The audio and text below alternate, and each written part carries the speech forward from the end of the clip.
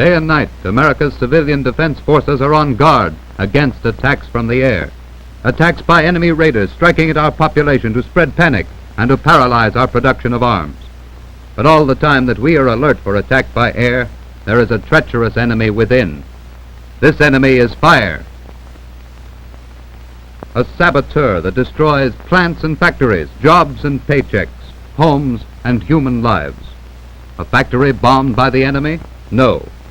But destruction caused by an ordinary fire is as much a wartime loss as if this defense plant had been bombed. How many weapons for victory will this factory produce tomorrow? Where will this family find a new home in their crowded defense community? How many human lives must be sacrificed to this ruthless saboteur whose wanton destruction and needless waste threaten our drive toward victory? Fire is the enemy that all America must learn how to fight, and fight with speed. It's the first few minutes that count.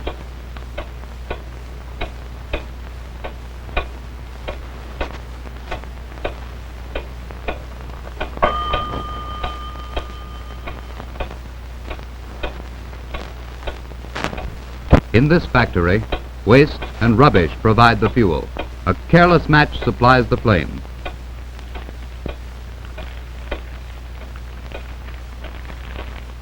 It's the first few minutes that count. Why? Because all big fires start from little ones.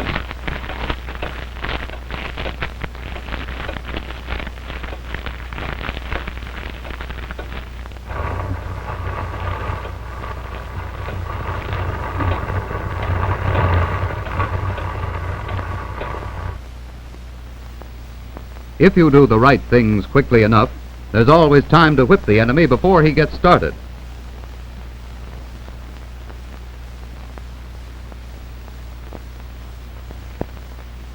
First, tell someone to turn in a fire alarm. If an alarm box is not handy, have him phone the fire department. Be sure to give the correct address of the fire so that there will be no delay. Second, use whatever weapons are handy.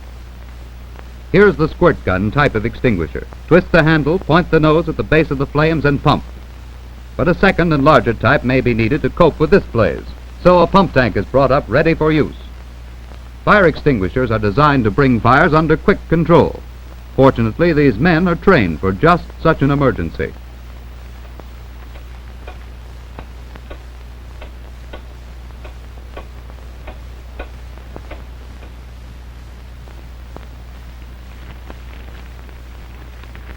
The enemy is on the march again.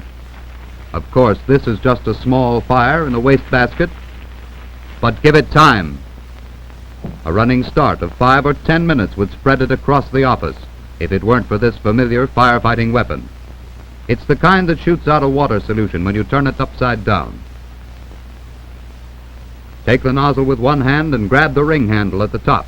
Grab the bottom with the other hand and lift the extinguisher off the hook, carrying it to the fire by the top ring like a suitcase. Turn the extinguisher upside down so that it will operate. Remember to keep a tight grip on the nozzle so it can't get out of hand.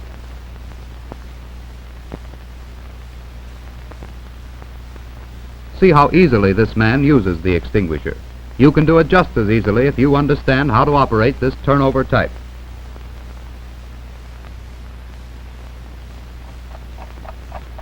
This fire is having a slow and tedious job getting started. Yet while this careless smoker is in the kitchen raiding the icebox for a cold snack, there's a hot reception cooking for him in the bedroom upstairs. But once having spotted the fire, he knows just what to do. He's brought a pump tank. The tank is filled with water, which is forced out through the hose and nozzle by the hand pump. Should the situation demand it, the pump tank can be refilled while in use, if another person brings water in buckets.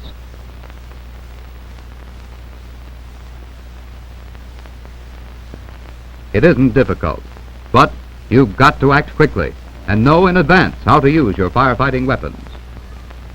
Every fire extinguisher has instructions printed plainly on its side. Be sure to look at the extinguisher in your home or in the place where you work. Read those instructions, memorize them, then you'll know how to fight that fire before it spreads. Here are some simple rules for fighting fire. Stay away from the fire as far as your stream will permit. There's no sense in toasting yourself to a crisp or risking a sudden burst of flame or smoke. The smoke from a fire is a tempting target, but don't aim at the smoke. That isn't where the fire is. Point the stream at the base of the flames. Don't waste your precious ammunition. Aim for the source of the fire. Then you're hitting the enemy in the heart. When fighting fires indoors, always put yourself between the fire and an exit, whether a window or a door. This means that you should be on more or less of a straight line between the fire and an exit. If you stood in the position indicated and the fire were to spread, you could easily get out the door. If you disobey this rule and fail to keep yourself between the fire and an exit, here's what can happen. The fire may spread, blocking off your exit. So always have an exit behind you as you face the fire.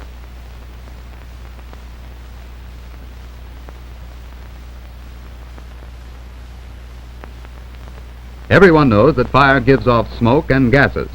The smoke and lighter fumes coming from the fire usually rise to the upper part of the room. If this happens, we may have to crouch over to see our way more clearly. Some people think they should crawl towards a smoky fire, but this may be dangerous because many of the invisible but deadly gases that come from fires are heavier than air, and they settle at the bottom of the room. So crouch over if it's necessary to see through smoke, but stay on your feet. Don't get down on the floor. As long as you're on your feet, you can move about quickly.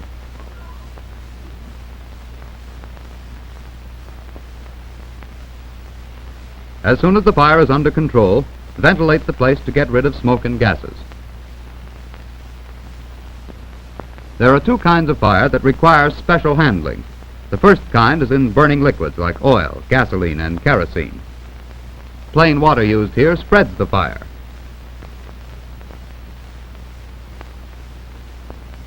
Now see what happens with the proper type of extinguisher.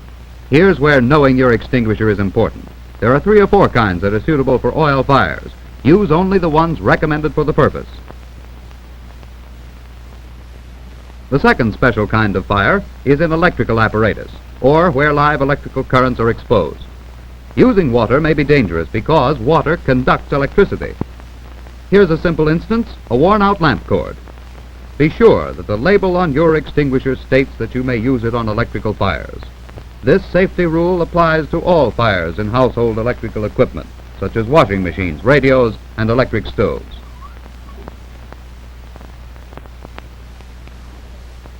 This safety rule is particularly important in industry, where high voltages are the rule rather than the exception. This man is using a large industrial type extinguisher. You see fire extinguishers everywhere, but are they ready for action? Find out from your local fire department how to have your extinguishers inspected and recharged regularly.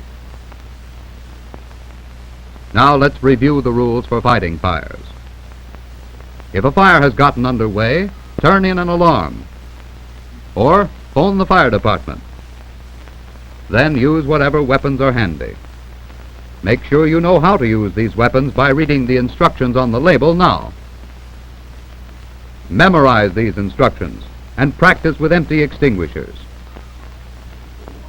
Then you'll be able to prevent big fires such as these by stopping them when they're small. Remember, it's the first few minutes that count.